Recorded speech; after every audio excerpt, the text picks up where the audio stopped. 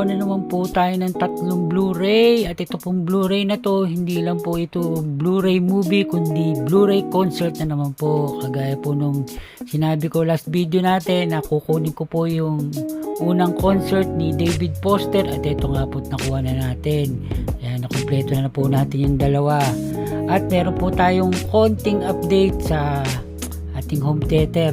Konti lang naman po dahil hindi ko po masyadong nagagalaw yung home theater. At saka meron po akong bagong ipapakita sa inyo. Yan, nanunahin na po natin itong Blu-ray. At ito pong Blu-ray na to, galing na naman po ito kay Ma'am Hana. Kaya ito, thank you rito Ma'am Hana sa mga concert na nakuha ko. Yan po, unahin na po natin ito.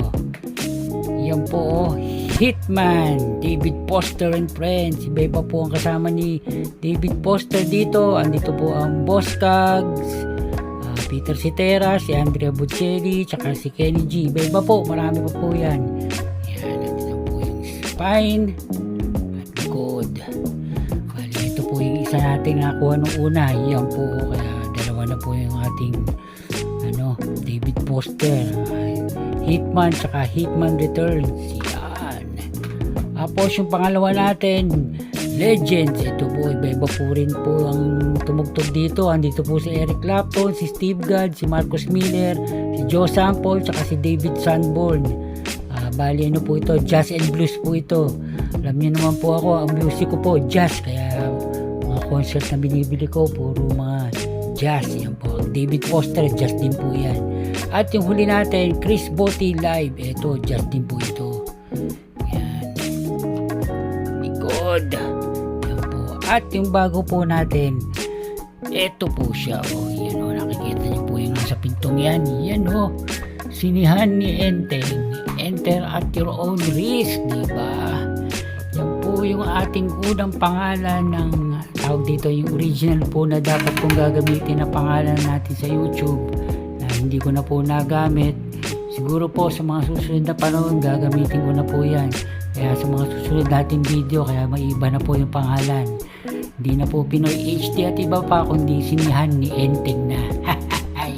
Pag nagawa po yung pinapagawa ko doon sa anak ko, yung ating intro, yan. At ito po yung ating update sa ating tawag dito, home theater.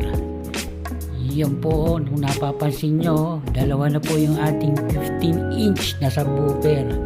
Yan po, nagawa na po siya at napakaganda po ng pagkakagawa ko dito. Maganda po yung pinisyo, tsaka po yung loob, ayos na po. Yung driver na lang po inihintay natin dahil in-order ko pa po yun. Ito po, ayos na ayos po ito dahil masilyado na, maganda pintura. Ito pong isa, hindi pa po. Siguro pag natapos yun, babakasin po natin dito para mapamasilda natin dahil hindi po maganda ang nito rapa po ito hindi pa siya maayos. Yan, dahil tatlo na po sila, dalawang 15 at isang D12. Yung po yung isang D12 nasa likod.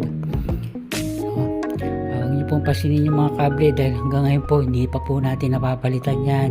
Tsaka po yung screen di pa rin po natin naaayos. Yan, tsaka wala pa rin po acoustic. Napakadami pong dapat gawin dito. Siguro pagka gagawin na rin po natin yung 18-inch na sub sa likod nitong sopa rito. Tsaka po yung isang D15 pa rito. Tsaka po doon sa kabila. Iuurong natin yon. Tsaka natin lalagyan doon. Bali mapupuno po ng subwoofer tong home theater na to.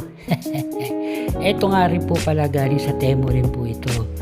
Yan ang ating home theater. Patagal-tagal pa po ito. Napakadami pa pong ating gagawin dito. O yan mga ka-HD, hanggang dito na lang po hanggang sa susunod na video. Thank you!